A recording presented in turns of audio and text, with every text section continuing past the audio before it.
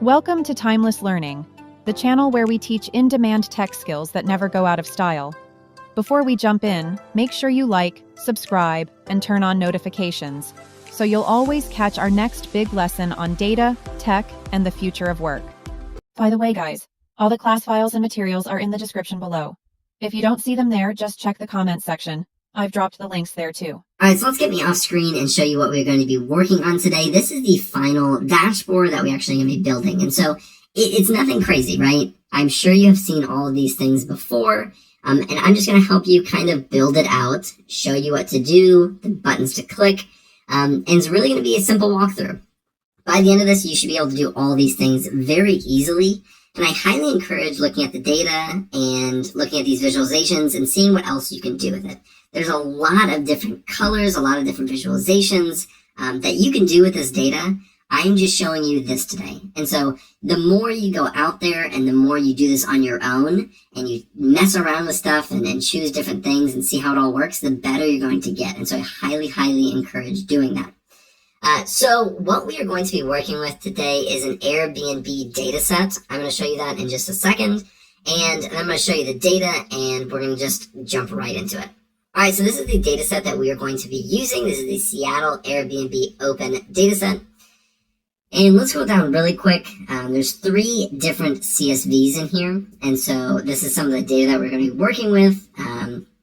Some date on listings and some pricing. And then there's the actual listing that shows the actual street address, the location, the price, the bedrooms, all of these good stuff. And then there's a reviews.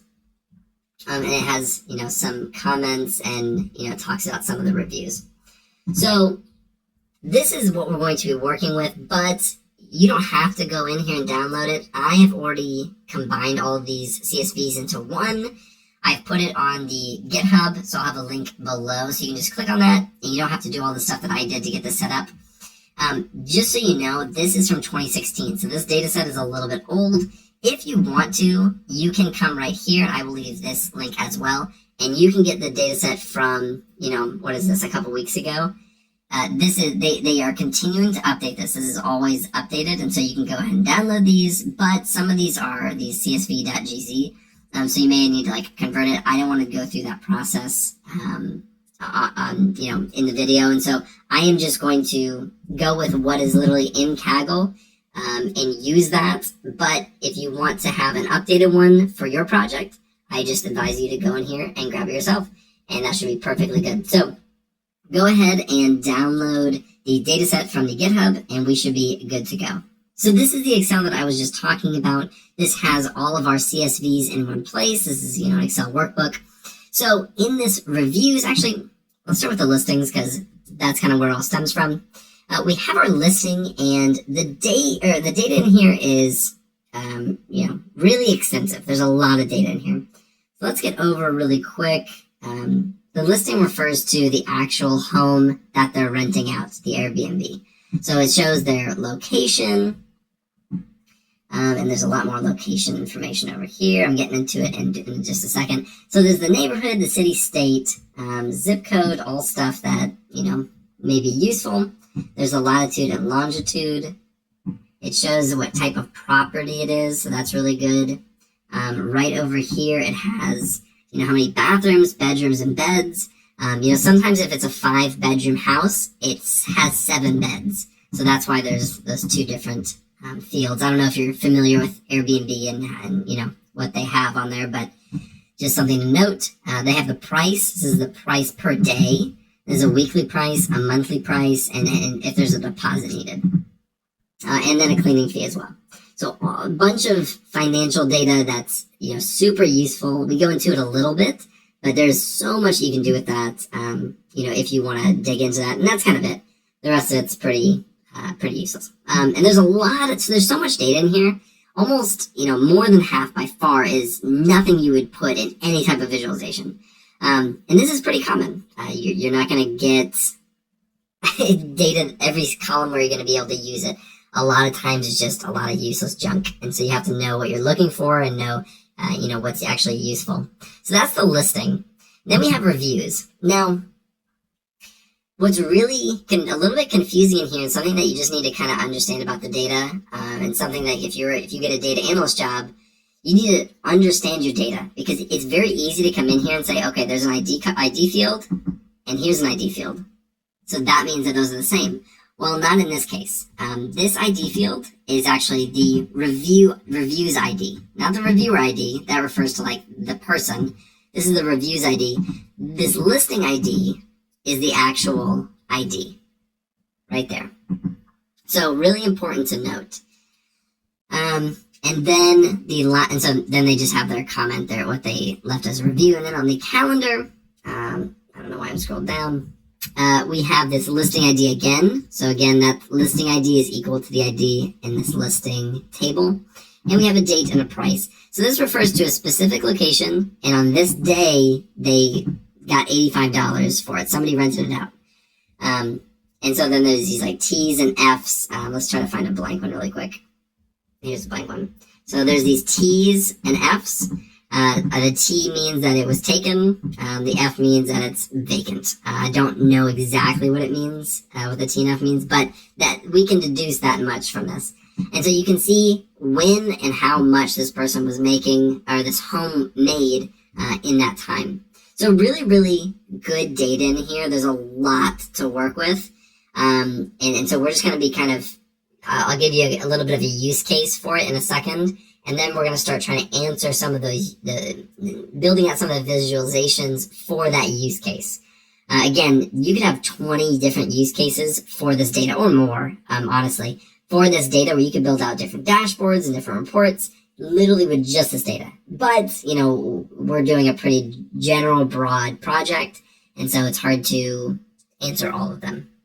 So let's jump over to Tableau. We're going to get started on this, and we are going to build out everything. All right, so let's come right here. This is a Microsoft Excel. We'll open that up. Do this one. We will open it and give it just a second. Since it's executing the query, it's pulling the data in. All right, so we have our calendar, our listing, and our reviews. Those are the different tabs at the bottom.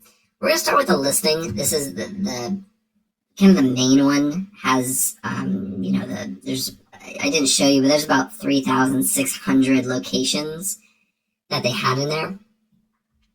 Let's just have it update automatically. I don't know why we need to click on that. But, so we have these listings. We have our calendar and our reviews.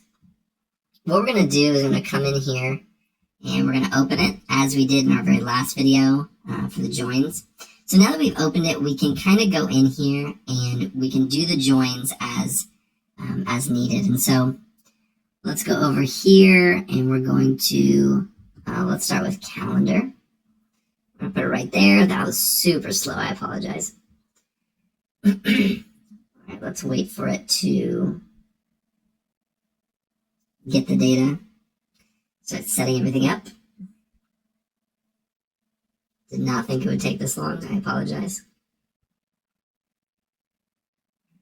No, take your time. So let's click on here, and right now it has the join based on the price, which obviously is not going to work. And if you remember, there is no ID in this calendar. It's just the listing ID. We can actually look right here. There's just the listing ID. So we're actually going to put listing ID is equal to ID. And right down here, we can see that we have a lot of well, you can't see it, but we show that there is a lot of data. And so we know that that is correct. We know that that is now pulling in data correctly because it's showing up down here. So that's a good thing. Now, in this listings, there are about 3,600 listings. And so that all the data that's in listings is going to be in there. But on the calendar, because we converted from a CSV to an Excel workbook, it isn't able to store as much information. So some of the ones in calendar may have gotten cut off. So we can just keep it this inner join, because we know that if it's in listings, it's going to be in calendar. We know that there may be some in calendar that aren't in listings. So if we really if we really, really wanted to, we could do a full outer or something like that. I haven't really thought through this as I'm talking through it in my head, but we know that everything that's in listing is going to be in calendar. And so, we don't really need to do anything other than an inner join. And we can also pull in these reviews. And it's going to do the same thing as before, where it's just kind of pulling in the data. And it defaults to ID equals ID. Now we know that that is not correct. Because the ID in here is referring to the review ID. We need to go to the listings ID. So we need the ID to be able to, be part of that listings ID. If we do the ID, it goes down to 2,555 rows. If we do how it's supposed to, and because that's just, it's random luck. There happen to be some numbers that are in both fields that tie together. If we do the correct one, where we hit the listing ID, it bumps it up to, I think, 2,373,000, maybe more than that, 23 million rows, right? A lot more.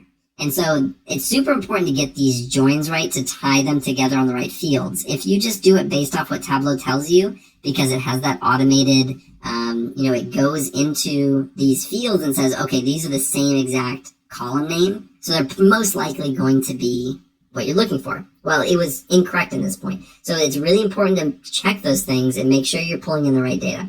Again, we're going to keep it that inner join. If you wanted to, try to see if there's any other data that correlate. We're keeping it simple today, but sometimes you need to join on multiple things. So just, a tip. So let's get out of here. And we are good to go. So this is our listings plus Tableau full project. That's what we'll be working with. And we were able to tie all three of these, as you call them, tables or sheets or whatever you want to call them. We were able to tie them together.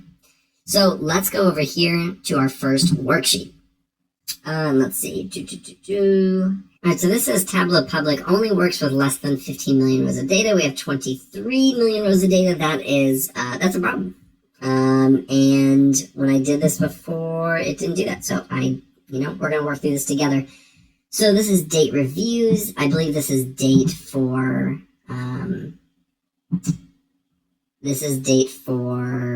the calendar, which is going to be a lot of rows of data. And so I'm sure that's part of it. Let's see. Let's do years. We only want 2016. Oops. We only want 2016. Let's do okay. Let's see what that does. Let's see if that gets us under what we need. We only want 2016 data anyways. So if it's in 2017, we were going to take it out anyway. So we'll see if that gets us underneath. I have absolutely no... If this ends up taking like 20 minutes, I will just cut it and, you won't have to wait as long as I'm waiting. So let's see how long it takes. All right, so it took about 20 minutes and it did absolutely nothing. One thing I do know is that we don't actually use this review tables at all. It's just for demonstration purposes. So we're going to remove that. And let's see if that helps us in any way. Because if it does, we're just going to keep it as is. The reviews table is really just for demonstrating how to do the joins. But we weren't actually using any of the data for any of the visualizations. Although you could. Again, I'm going to see how long this takes. And I'll cut ahead.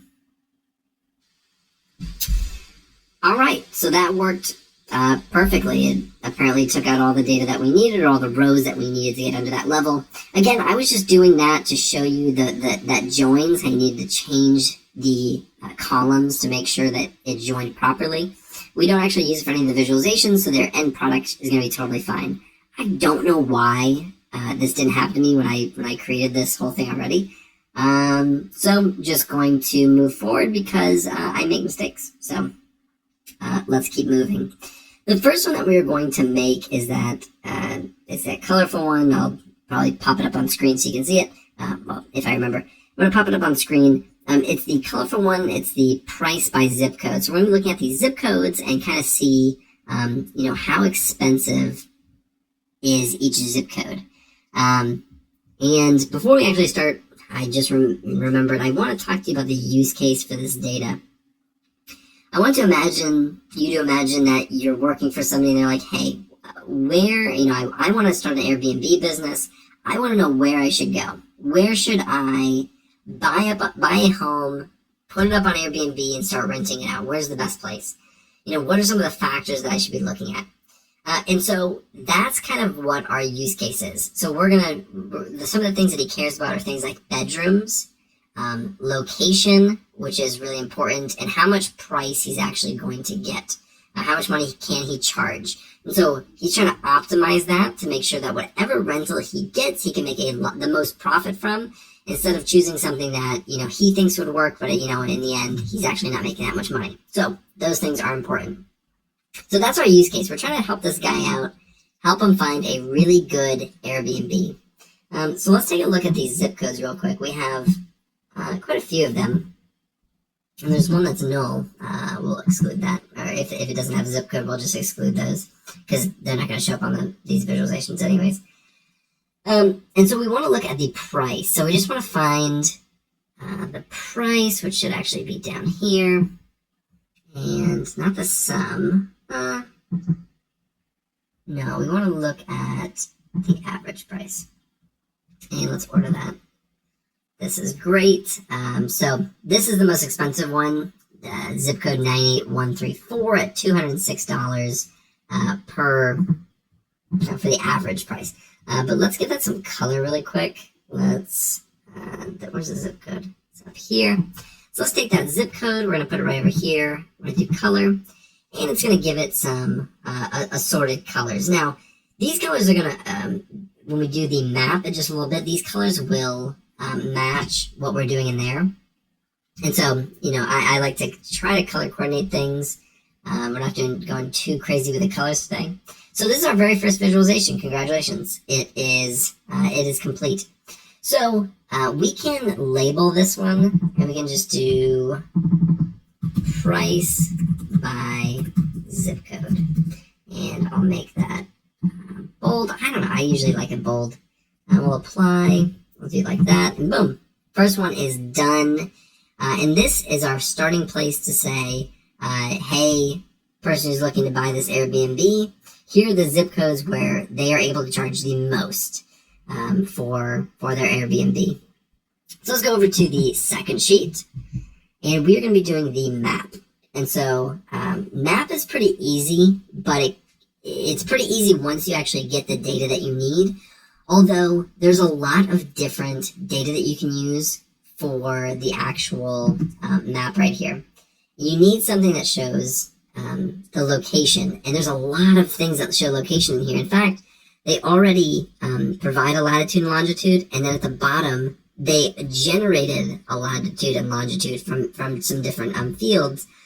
And then there's just a bunch of different there's states, there's zip codes, there are, I think another one, like country. There's a lot of location data in here. So which one do we want to use? We want to stay consistent. We don't want to deviate from that and start using different longitude and latitudinal coordinates, because that could throw off our results completely. We want to stay consistent with what we're using. So we actually want to use this zip code. But when we pull it up here, it's going to give us basically the same, it's going to show these zip codes, but we are going to, right over here, we're going to click on this one, and now it's going to separate them out. So now we have all of these, kind of separated out. What you might get when you first do this is it might look like this. You may have to zoom in. I know that happened to me the other time. Let me go to here. That's what happened to me just when I first did it. So know that may happen. And we want to change the colors the exact same way that we did them before. So we're just going over here. We're doing color. And these colors should match up with the other ones. Let me exclude this. Let me see if it does. 98134, that's the blue. And right over here, 98134, that's a blue. I believe they are going to be the same. Yep. And so just scrolling back, if you look at the zip code on the far right, they're the same. So if you look at like this section right over here, I just wanted to make sure I'm not going crazy before I get into this and realize I'm not correct at all. So now what we want is, this doesn't really give us any information. If I was just to glance at this map, I would have no idea what you're trying to show me, any information off this. So we want to show some actual information. So first thing that we're going to do is we're going to actually add the label to this so that you can see it. When you're going over here and you see, okay, here's this zip code, in the dashboard when we create it, you can't click on this. But if you just want to do it visually without having to click anywhere, you'll be able to see, okay, 98134, that's right here. So this location right here is, able to charge a lot of money. It's probably a really nice neighborhood. So, and we can back that up by putting the average price. So these two visualizations are they really go hand in hand. We're going to add, oops, not the sum. This one needs to be the average. So you go to this measure, the sum, go to average, and there you go.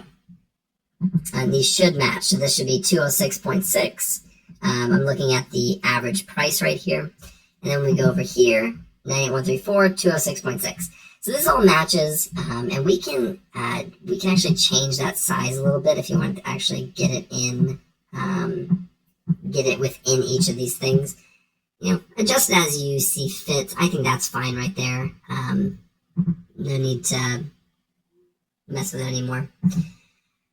All right, so let me see. I think that is everything for this one. I don't know if I want to add anything else. No, I'm going to keep it how it is. So that is our second visualization. Again, these ones are directly correlated. And there's just different ways to visualize it. This one you can see actually on the map where it is and the average price. This one you can see from highest to low. So again, sometimes when you're doing these visualizations, you're going to have these accompanying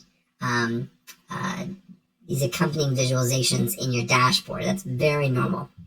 So let's move over to the third one. And for this third one, something that our guy was looking at is he's like, okay, well, I'm thinking about listing it on Airbnb, but I also want to live in it. So I want to know the best times to actually, put it on the market for people to be able to use. And so I was like, okay, man, no problem. Let's take a look at when are people spending the most money in Airbnbs. And we actually had that calendar. If you remember, let's see, this calendar. So you have this available, the date, the listing, all of that stuff. And let's look at the date in here. And we obviously don't want it like this. We want it to be more of a time series. And we're going to be doing that based off of the price for the calendar. So let's go see if we can find that really quick. Okay, here's the price. Where is that calendar one?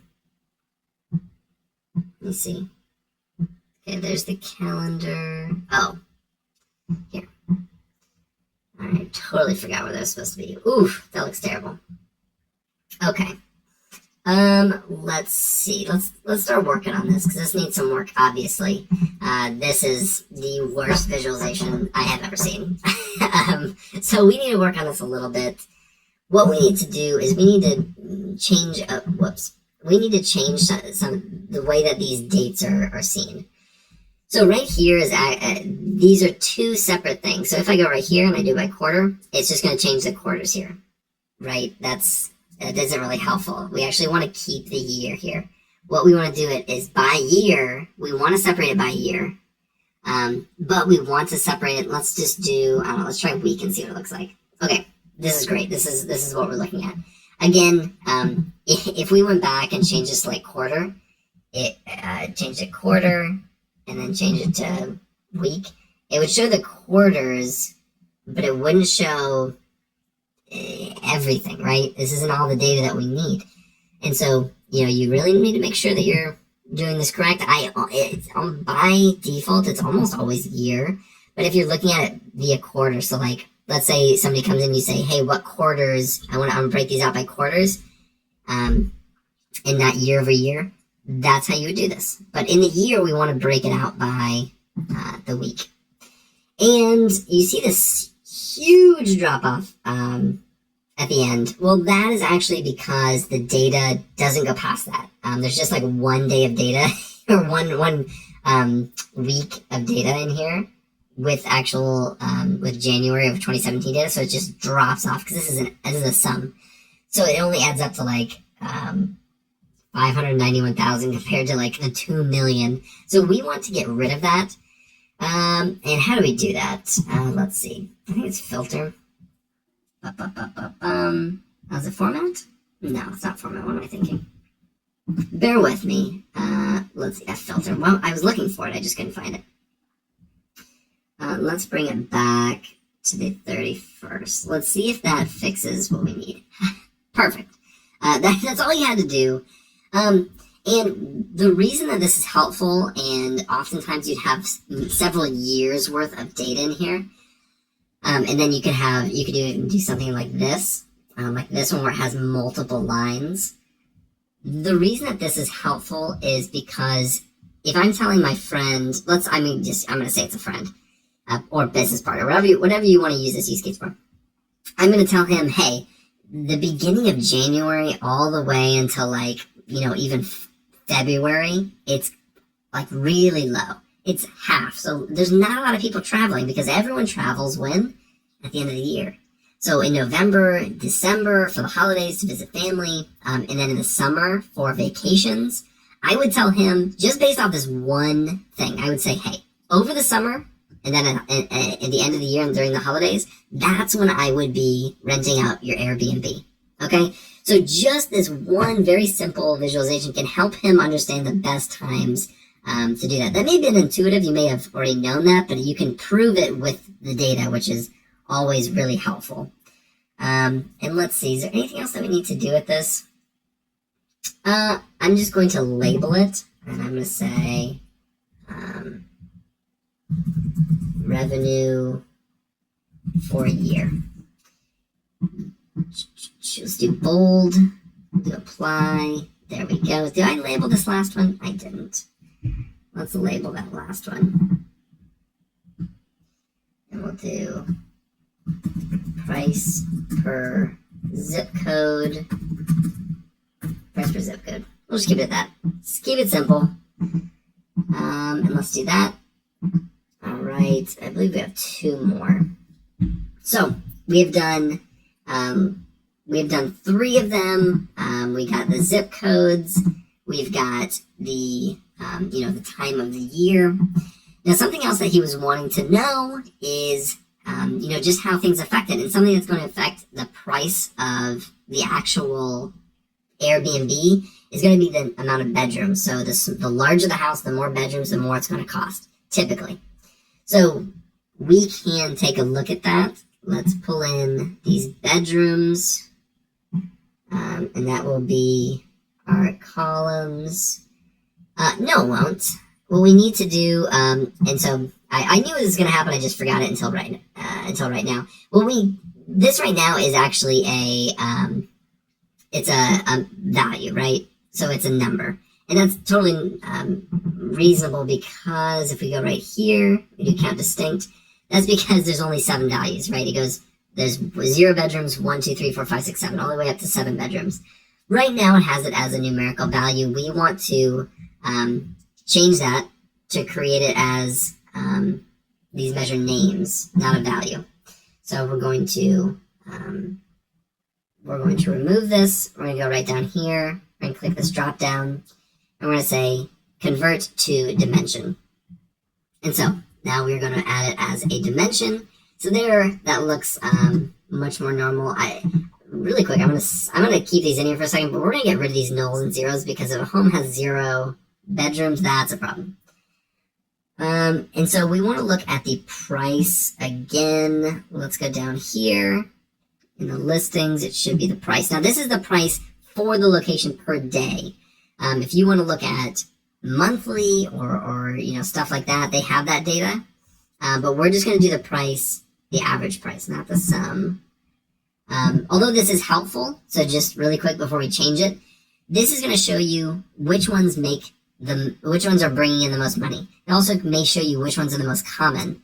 Those are all different visualizations that we can do, but the one that brings in the most money, that brought in that has $63 million worth of listings. So they all add up. Those 1 bedrooms are doing phenomenal. Half of that are 2 bedrooms at 30 million, 3 bedrooms at 18 million, and so on and so forth. So there's a ton of 1 bedroom ones. We could even keep that in there, if we wanted to. And then we do something similar later, but you can keep something like this in there. What we will do really quick, though, is we're going to do the same thing that we've been doing, is keeping average. And we are going to get rid of this, because if it doesn't have the bedrooms, that's not helpful to us. And if it has 0 bedrooms, that's genuinely a problem. I will not be renting an Airbnb with my family that has 0 bedrooms in it. So now we have this. And it would be really helpful to be able to see that in the visualization. I mean, it's just kind of hard to see it as is. I mean, it just does not hurt to add that right here. Do a label. Why is it angled like that? Maybe I just need to move it out more. That looks much better. That's the average price. That cannot be right. That's the sum, that's why. So let's go over here. Let's make that average as well. Much better, because if the price was $3 million for a 3-bedroom, I would not be going there. So this is really, really useful information for our friend, right? If he wants to, get into that 1-bedroom area, you're not going to be making a lot of money. It may be low cost up front, but he's not going to be making a lot of money. It significantly goes up when you reach these 5 and 6 bedroom homes, which makes sense. I mean, if it has 5 or 6 bedrooms in it, it's probably a really large, really nice home, and you can charge a lot more money. And our friend is extremely wealthy. He can buy whatever he wants. And so he may be looking at these larger ones, seeing that there's a much higher return on his investment, the higher and the more bedrooms he goes. So we're going to keep it just as it is. And let me see if there's anything else that we want to do with this. No, we're going to keep it just like this. And the last one is by far the easiest, and we actually just discussed it a little bit. We want to know, what's his competition look like? So for the bedrooms specifically. So let's go back up to the bedrooms. We want that one to be right here in our rows. So we show these, and then we just want a count of how many listings there are. So we can do that via the listings ID. So here's our listings. Each ID represents 1 location or 1 home. So we're going to do that right here. That looks absolutely terrible. That looks terrible. What am I doing wrong here? Let me see. One thing we need to do is we want to get rid of these nulls and zeros. Do that really quick. And then we don't want to do just the ID, because I'm realizing now what I'm doing. I need to convert this to a numeric so we can do a count on it. So let's, let me see. What is happening? This is terrible. All right, let's put this back. Let me see if I can just do an attribute. Let's do the count.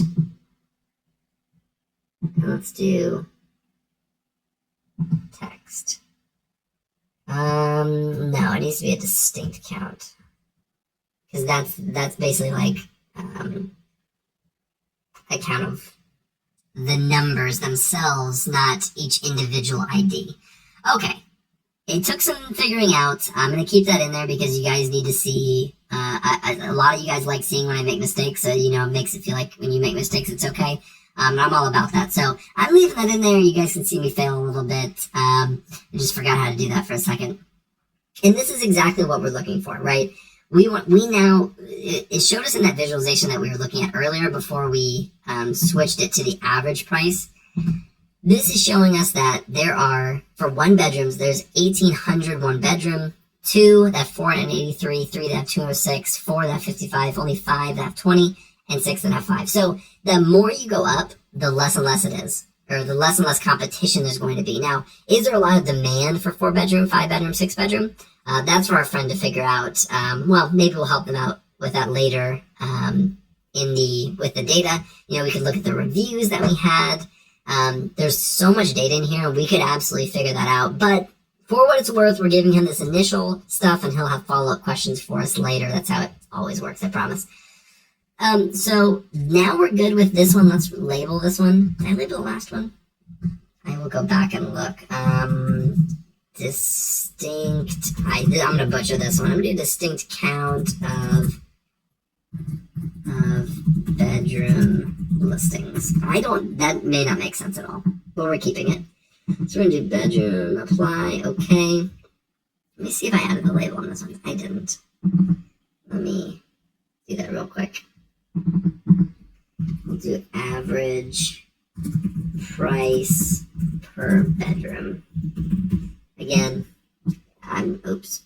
You didn't see that. I'm just going with whatever is coming to my head. This probably wouldn't be what I would keep if I had this sort of like an actual project, but it works for now. So we have our 5 visualizations, 1, 2, 3, 4, and 5, and let's create our dashboard. That's going to be this button right here. So we're going to click that. We are going to go right here, and we're going to say automatic, because we want to use this entire area.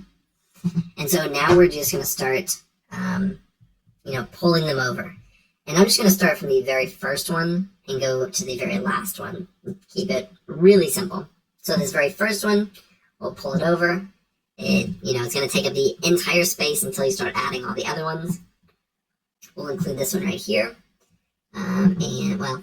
Let's leave it as it is. We'll adjust it once it gets to its final place. Now we have number 3. We'll add this one on this side. It looks terrible right now, but give it a second. And then we have number 4. We're going to add that across the top. Okay, it's already starting to look a little better. And maybe you don't have to keep this in here, but you definitely can. Let's start to adjust things a little bit. Oops. Okay, let's see if I can zoom in one more. No, I'm going to do it just like that. Actually, let me see.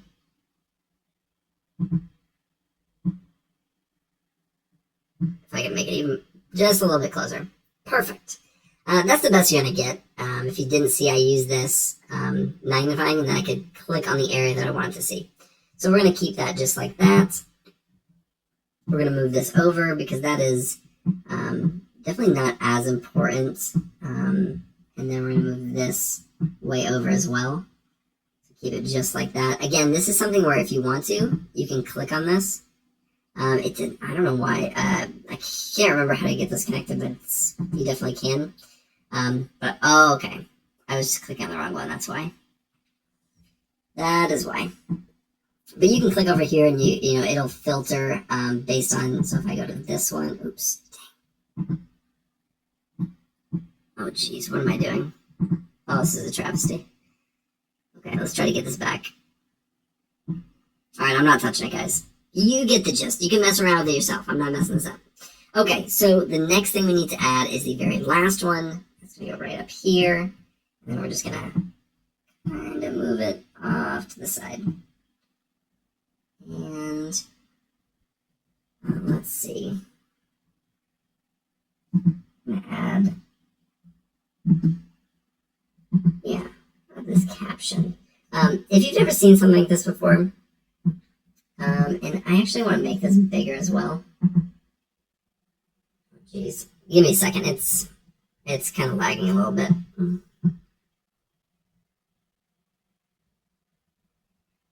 And make this a little bit maybe I don't want it as wide, but I definitely want it a little taller. Give it a second. Yeah, let me scooch this back. Just like that. That's fine. We can keep it like that. In my original one, I didn't have this. You can get rid of this if you want. You can, just exit out right here if you want to do that. But there you have it.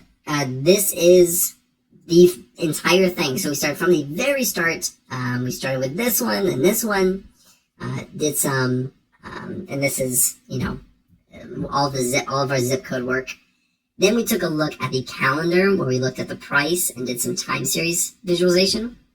And then we're looking at the bedrooms and the count of bedrooms. And so this should be really helpful for our friend. This should be an initial dashboard to get him going. And once he sees this, he's going to have a million other questions, and he's going to want another dashboard for different data that's in there. He's going to ask about, okay, well, what if I want to do it weekly, or, I want to rent it out for the month, or, how many reviews are people, 5-star reviews are people giving on, 1 bedroom, 2 bedroom, 3 bedroom. These are all things that, he may ask, and then we have to build out. In the real world, this is what happens all the time. They make a request, and then they're like, oh, this is great, but I also want this. So, your friend is going to be right in line with just about everyone else that has ever gotten a dashboard for work or for personal use. With that being said, this is it. We have done the entire thing. Now, if you want to share this, it is super, super easy to share. And I'm going to try to remember how to share it. So we're going to do save to tablet public as. And we're going to do this, and we're going to make it, let's do Airbnb. Is it a capital B? Is it like that? No, that doesn't look right. Airbnb, we'll do full project, and we'll save. And that is being created right now. And I will save this, so if you guys want to go look at this, you can. And I'll provide a link in the description as well for that.